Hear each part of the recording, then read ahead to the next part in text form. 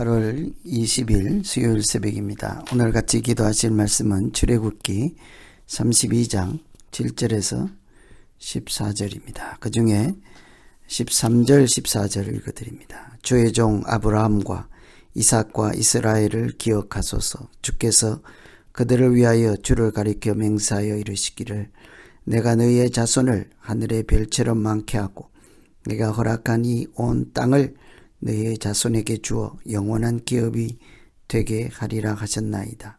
여호와께서 뜻을 돌이켜 말씀하신 화를 그 백성에게 내리지 아니하시니라.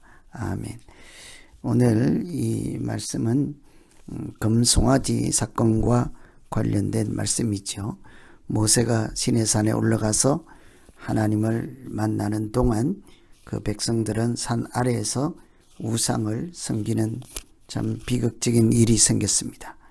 시내산으로 들어간 지 한 달이 지나도록 모세가 내려오지 않자 그 지도자를 알고 믿고 따랐던 그 백성들이 더 이상 기다릴 수 없다 하고 드디 내려옴을 보고 이렇게 실망하고 당황하고 또 믿음이 없어서 그들이 이게 자기 원래 하나님 백성 이전의 모습대로 또 돌아가서 우리를 인도하여 내신 분은 하나님이 아니라 이 송아지다 이렇게 타락하는 일이 있었죠.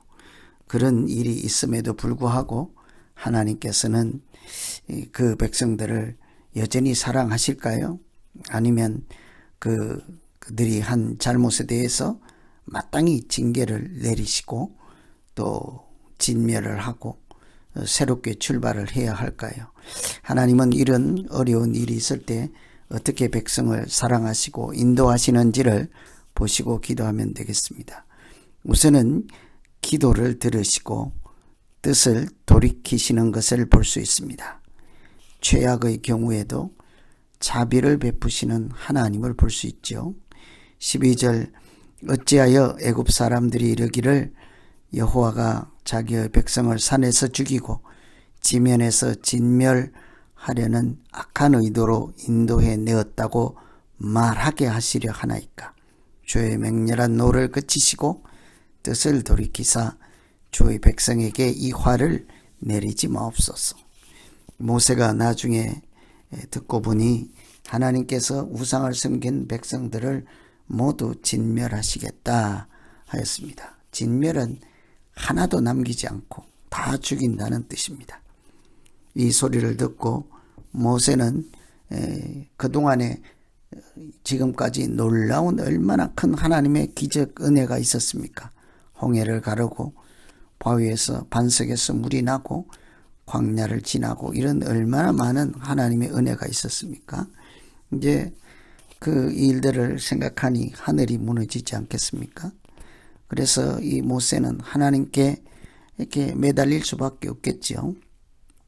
우선 그 송아지를 만든 백성들의 상태를 하나님께서 보니 백성이 부패하였다, 또 목이 뻣뻣하다 하였습니다.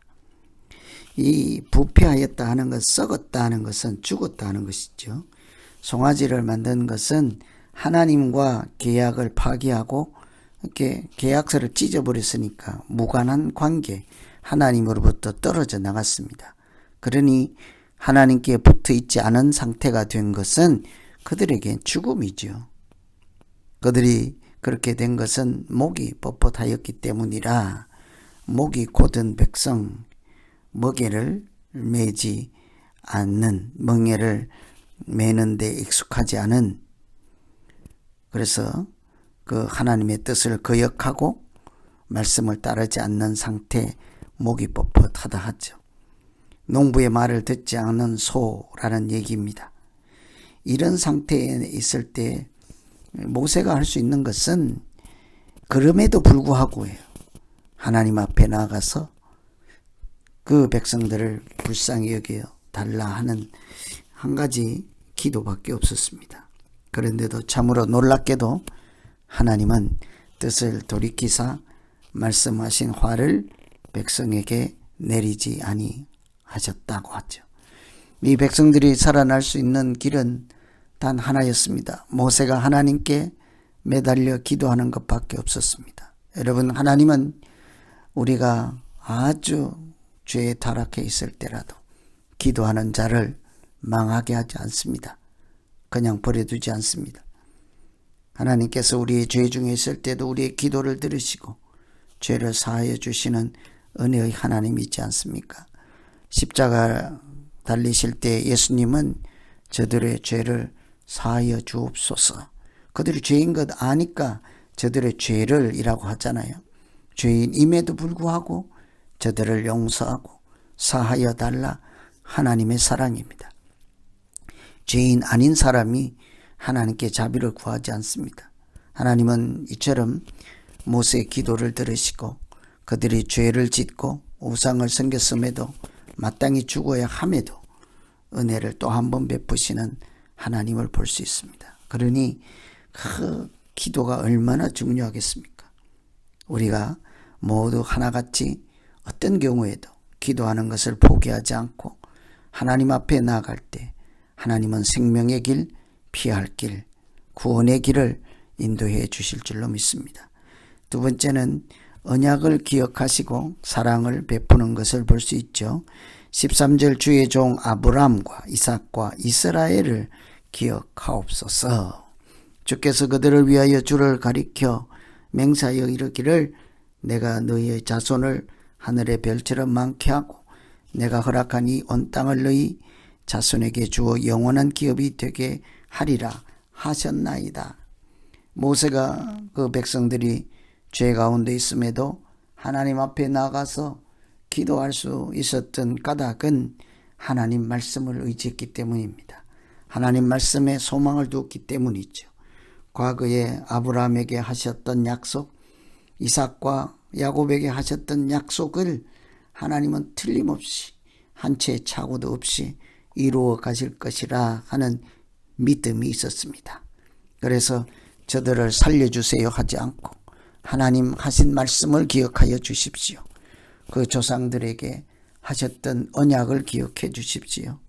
하나님, 우리 주변에 있는 사람들이 하나님이 우리를 죽이기 위해서 여기까지 인도해 오셨다고 하면 어떻게 합니까?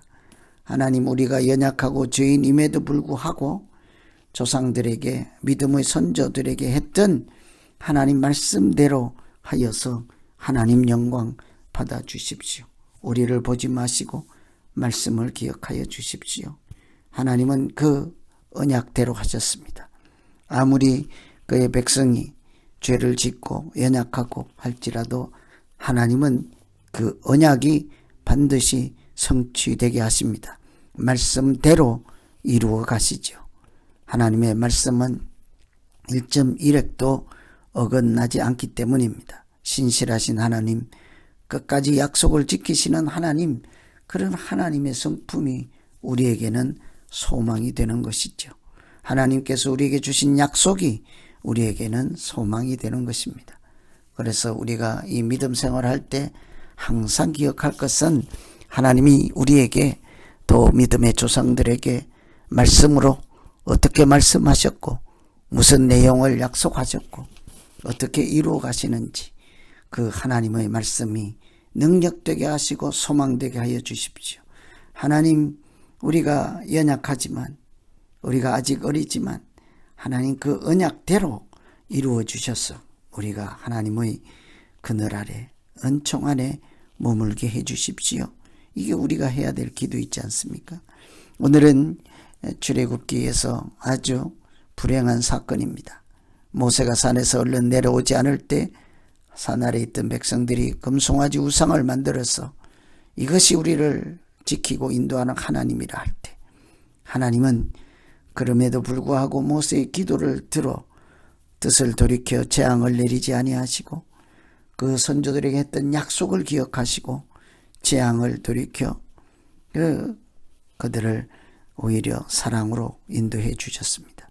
우리의 기도를 들으시고 언약을 기억하시는 이런 하나님을 오늘 또 소망 삼고 우리가 이 믿음으로 나아갈 때 하나님, 우리의 기도가 하나님의 능력이 나타나는 도구가 되게 하시고 하나님의 언약이 우리가 살아갈 소망이 되게 하여 주십시오. 이렇게 기도하시면 되겠습니다. 오늘 말씀 의지해서 우리 각자 이제 기도하겠습니다. 하나님 아버지, 아무리 어려운 중에도 죽임을 당하고 화를 면하기 어려운 때라도 하나님 끝까지 포기하지 말 것은 기도하는 것을 내려놓지 않게 하여 주시옵소서.